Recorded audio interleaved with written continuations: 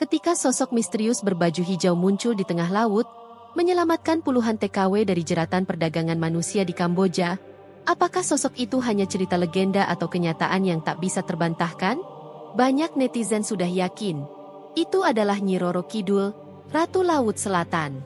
Mari kita ikuti kisah menegangkan ini dan tonton hingga akhir dan temukan jawabannya. Malam itu, bulan purnama menggantung sempurna di langit.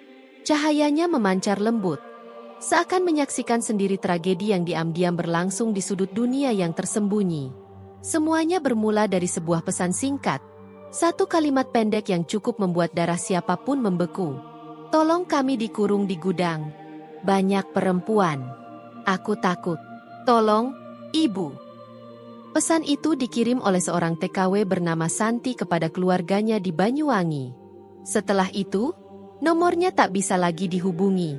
Sinyal menghilang. Seolah ia telah ditelan oleh sesuatu yang gelap dan tak bernama. Bu Siti, Ibunda Santi, menjerit histeris. Dalam kepanikan, ia berlari ke kantor dinas ketenagakerjaan, memohon bantuan. Tapi seperti biasa, laporan warga kecil sering tenggelam dalam laut birokrasi yang malas bergerak. Namun di dunia maya, kabar menyebar lebih cepat dari angin.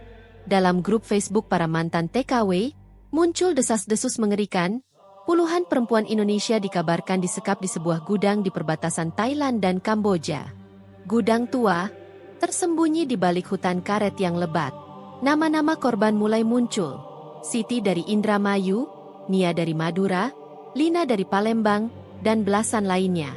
Mereka awalnya dikirim ke Malaysia secara resmi, namun tiba-tiba dialihkan ke Kamboja. Janjinya pekerjaan lebih baik. Nyatanya, mereka dijual. Bukan untuk bekerja di restoran. Bukan untuk jadi pengasuh anak. Tapi untuk hal yang jauh lebih gelap. Untuk dijual organ tubuhnya. Di malam sunyi itu, di dalam gudang tua yang terletak di Provinsi Banteay Meanchey, Kamboja, suara jangkrik bersahut-sahutan. Cahaya neon redup menyala setengah mati. Puluhan perempuan muda duduk lunglai. Sebagian menangis tanpa suara, sebagian lagi hanya bisa berdoa dalam diam. Santi duduk memeluk lutut, wajahnya sembab. Sudah 2 hari mereka hanya diberi air putih dan sepotong roti basi. Di lehernya tergantung liontin kecil berbentuk kerang. Pemberian ibunya sebelum berangkat. Kalau kamu takut, panggil nama Laut Selatan. Jangan pernah lepas liontin ini, pesan ibunya dulu. Dulu ia anggap itu mitos. Tapi malam itu, ketika langkah kaki penjaga bersenjata mendekat, harapan seperti lenyap. Maka dengan sisa keberanian, ia genggam liontin itu erat-erat dan berbisik dalam hati. Nyai Roro Kidul, kalau kau ada, tolong aku, tolong kami semua. Lalu sesuatu terjadi. Udara tiba-tiba berubah. Dingin. Menusuk. Kabut tipis kehijauan menyusup dari sela atap. Salah satu penjaga yang sedang merokok mendadak terbatuk-batuk, lalu jatuh ke tanah. Yang lain panik, berteriak dalam bahasa Kamboja. Tapi belum sempat bertindak, terdengar suara gemuruh air, seperti ombak besar, datang entah dari mana. Padahal mereka jauh dari pantai. Satu persatu penjaga tumbang. CCTV mati. Listrik padam. Alarm berbunyi sia-sia. Tak ada yang datang menolong. Dan pintu gudang besar, yang selama ini digembok besi, terbuka sendiri. Bukan karena didobrak, tapi seperti disentuh angin lembut. Di ambangnya berdiri sosok perempuan. Gaunnya panjang, hijau bagai lumut laut. Rambutnya terurai, mengilat disinari bulan. Wajahnya samar, matanya menatap tajam namun menenangkan. Ia tak berkata sepatah kata pun, hanya melambaikan tangan. Rantai besi yang membelenggu kaki para TKW patah begitu saja. Satu persatu mereka dituntun keluar. Santi berada di barisan terakhir. Sebelum melewati ambang pintu, ia menoleh. Sosok perempuan itu menatapnya dan tersenyum. Lalu lenyap. Keesokan paginya, media sosial heboh. Sebuah video amatir beredar, menampilkan puluhan perempuan Indonesia berjalan tanpa alas kaki menuju jalan raya, saling berpelukan, menangis. Polisi Kamboja datang, Namun tak satu pun bisa menjelaskan apa yang sebenarnya terjadi. Gudang itu kosong. Semua penjaga ditemukan tak sadarkan diri, seperti diserang sesuatu yang tak terlihat. Yang lebih mengejutkan, di salah satu dinding gudang, tertulis kalimat dalam aksara Jawa kuno. Urip kudu dijaga. Ojo ngedol nyowo uwong liyo. Hidup harus dijaga. Jangan menjual nyawa orang lain. Netizen geger. Teori bermunculan. Ada yang menyebut sabotase sindikat internasional. Tapi lebih banyak yang percaya, itu bukan ulah manusia.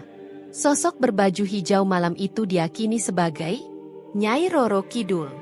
Nggak masuk akal bisa lolos kayak gitu, tulis seorang pengguna TikTok. Ilmu rawa rontek? Mereka nggak mati meski disiksa? Ya Allah, kalau bukan karena kekuatan gaib, mana mungkin bisa kabur dari tempat seketat itu? Malam itu, ketika keadilan manusia terlambat, konon, kekuatan gaib dari Laut Selatan yang turun tangan.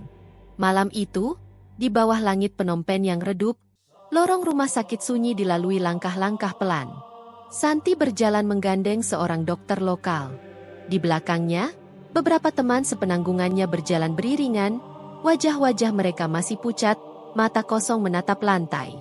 Mereka baru saja menyelesaikan pemeriksaan medis, setelah malam penuh misteri yang menyelamatkan nyawa mereka. Di salah satu ruangan kecil, perwakilan Kedutaan Besar Republik Indonesia berbicara pelan pada awak media. Kami butuh waktu, ujar Pak Yuda. Mereka semua dalam keadaan trauma. Wartawan mencatat, tapi bukan hanya kondisi korban yang menjadi sorotan. Pertanyaan terbesar menggantung di udara. Bagaimana mereka bisa selamat? Tak ada laporan, tak ada operasi penyelamatan resmi. Anehnya, semua CCTV di sekitar gudang mati selama 18 menit. Saat menyala kembali, para TKW telah lenyap. Lebih aneh lagi, tubuh beberapa penjaga ditemukan dengan bekas goresan mirip sisik, seperti tercakar ekor makhluk laut yang raksasa. Dokter tak mampu menjelaskan. Santi masih memegang liontin kerang pemberian ibunya. Ia diam, tapi malam itu, ia mencoretkan pengalamannya ke buku catatan milik petugas medis. Aku tak tahu bagaimana menjelaskannya. Tapi aku merasa ada bisikan di telingaku. Bangkit, anakku. Jangan takut. Laut akan melindungimu. Hangat menjalari tubuhku dalam gelap. Rantai lepas, penjaga tumbang.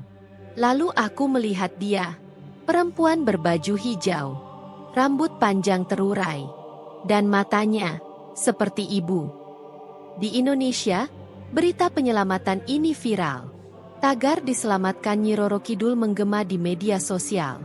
Cerita-cerita supranatural bermunculan. Para paranormal angkat bicara. Itu bukan manusia, kata Ki Suryo, spiritualis dari Banyumas. Dia penjaga pantai selatan. Mungkin perpanjangan tangan Nyai Roro Kidul sendiri. Ia datang bukan untuk pamer kekuatan, tapi untuk menegakkan keadilan. Sementara netizen berspekulasi, aparat Indonesia bergerak cepat. Interpol dilibatkan. Hasil awal penyelidikan mengejutkan. Lebih dari 80 TKW diduga masih tersebar di lokasi rahasia di Kamboja dan Laos. Yang membuat bulu kuduk merinding. Dari 20 TKW yang selamat, 7 diantaranya memiliki liontin kerang yang sama dengan Santi. Ketika ditanya asalnya, jawab mereka seragam. Dari ibu kami. Semua dari daerah pesisir selatan Jawa. Waktu kecil dikasih, ujar Nia, salah satu korban. Katanya kalau jauh dan takut, panggil laut. Laut pasti datang bantu. Ini bukan kebetulan. Malam berikutnya, 2 petugas Interpol memeriksa bekas gudang. Mereka menemukan lorong bawah tanah yang tersembunyi. Di sana, kandang besi, bungkusan pakaian, dan sebuah meja operasi lengkap. Di dinding, papan tulis dengan daftar nama. Santi, Siti, Nia, Rina. Tanggal operasi tercantum rapi. Tuhan, mereka memang sudah dijadwalkan untuk diambil organnya. Bisik salah satu petugas, wajahnya pucat. Tapi yang membuat mereka benar-benar takut adalah lukisan tua di balik tirai hitam. Sosok perempuan berpakaian hijau laut, duduk di atas ombak, memandang lurus ke depan. "Siapa yang menaruh ini di tempat seperti ini?" gumam salah satu dari mereka. Begitu tirai dibuka, udara mendadak lembab, bau laut menusuk halus. Lampu padam. Mereka keluar dengan napas terengah. Di tanah air, di sebuah desa pesisir selatan, Bu Siti, Ibu Santi, duduk menghadap lautan. Di sampingnya, 3 ibu lain. Mereka diam, menatap ombak. "Aku rasa, doa kita didengar," bisik seorang ibu. Yang datang bukan sekadar penolong, tapi juga peringatan. Bagi mereka yang menjual manusia, laut tak akan diam. Bu Siti hanya tersenyum pelan di bawah langit senja. Jemarinya yang keriput membuka kalung tua yang tergantung di lehernya. Sebuah liontin kerang, serupa dengan yang dimiliki Santi. "Ini bukan jimat," bisiknya lembut, "hanya warisan. Lambang dari keyakinan lama. Kalau kita hidup bersih, tidak berbuat jahat, laut akan menjaga." Cerita mereka belum selesai. Justru baru dimulai. Di akhir tragedi itu, dunia kembali digemparkan. Sebuah video misterius viral, diunggah oleh seorang nelayan Thailand. Gambar buram malam laut merekam siluet seorang wanita duduk di atas ombak. Rambutnya tergerai, bajunya hijau menyala diterpa cahaya bulan. Dan di penghujung video, terdengar bisikan lirih. "Selama ada ketidakadilan, aku akan datang lagi." Malam itu, langit di atas Teluk Thailand tampak tidak biasa. Awan menggulung seperti ombak. Laut berkilau kehijauan meski bulan tersembunyi. Di anjungan kapal mewah, seorang pria berjas mahal menatap tablet di tangannya, berisi laporan pemesanan organ manusia. Namanya Raymond Chen. Otak dingin di balik sindikat perdagangan manusia se-Asia Tenggara. "Apa laporan terakhir dari Phnom? Tanyanya, datar. "Gudang kita terbakar, Pak. Semua data hilang. Para TKW juga lenyap. Ada rumor penyelamat gaib." Raymond terkekeh sinis. "Gaib? Jangan bilang kau percaya dongeng Ratu Laut." Namun di kedalaman samudra, sesuatu sedang bergerak. Bukan manusia. Bukan makhluk biasa. Sebuah kekuatan lama bangkit. Sementara itu, di Jakarta, Santi menangis terisak di ruang KBRI. "Kami temukan satu lokasi lagi di Laos," kata seorang petugas. "Ada 15 TKW. Salah satunya, adik kandungmu." "Ratna?" bisik Santi, lalu berteriak. "Dia masih hidup." Tanpa ragu, Santi memohon ikut dalam misi evakuasi. "Saya tahu rasanya dikurung dan ingin mati. Saya nggak akan tenang kalau belum jemput adik saya sendiri." Liontin kerang tergantung di lehernya, berkilau pelan.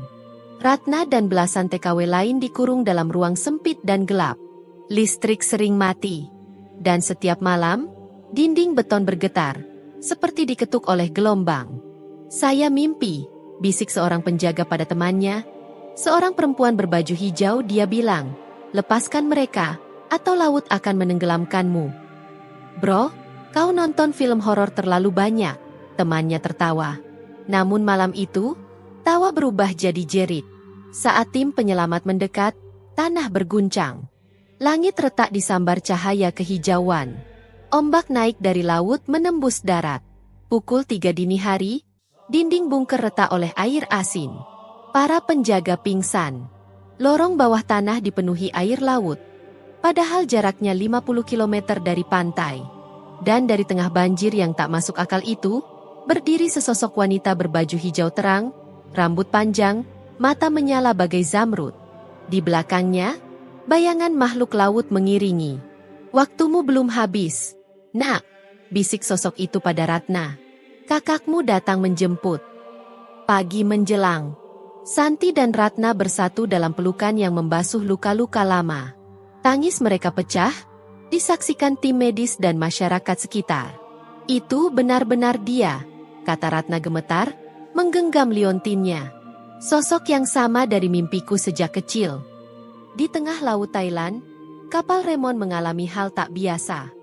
Tanpa badai, tanpa peringatan, kapalnya dihantam gelombang raksasa. Terbalik, tenggelam. Tidak ada satupun yang selamat. Dalam detik-detik terakhirnya, Raymond melihat sepasang mata hijau bersinar dari balik ombak. Setelah itu, gelap. 25 TKW berhasil dipulangkan ke Indonesia. Sambutan rakyat luar biasa. Tapi pemerintah merahasiakan sebagian detail. Hanya segelintir yang tahu, siapa sebenarnya yang menyelamatkan mereka. Santi, bersama ibu dan adiknya, pulang ke kampung pesisir. Di tepi pantai, mereka duduk diam menatap lautan yang tenang. Laut nggak pernah tinggal diam kalau kita dizalimi. Santi, kata Bu Siti. Kita cuma perlu percaya dan menjaga hati tetap bersih. Di tempat lain, di sebuah museum kecil di Yogyakarta, seorang arkeolog membuka pameran bertema perlindungan gaib Nusantara. Salah satu lukisan paling ramai dikerumuni. Seorang perempuan berbaju hijau duduk di atas ombak. Di bawah lukisan, tertulis kutipan kuno dalam bahasa Jawa. Sing nyawiji karo alam, bakal dijaga alam. Yang bersatu dengan alam, akan dijaga oleh alam. Karena mungkin, saat kita tak berdaya, dan dunia berpaling, doa, harapan, dan keyakinan bisa menjelma dalam bentuk yang tak kita sangka. Seperti laut yang diam-diam mengawasi dan tak pernah lupa. Terima kasih telah menonton. Dan jangan lupa untuk mendukung saluran ini dengan menekan tombol subscribe, like dan share video ini. Agar semakin banyak orang yang bisa menikmati cerita-cerita menarik lainnya. Sampai jumpa di cerita berikutnya.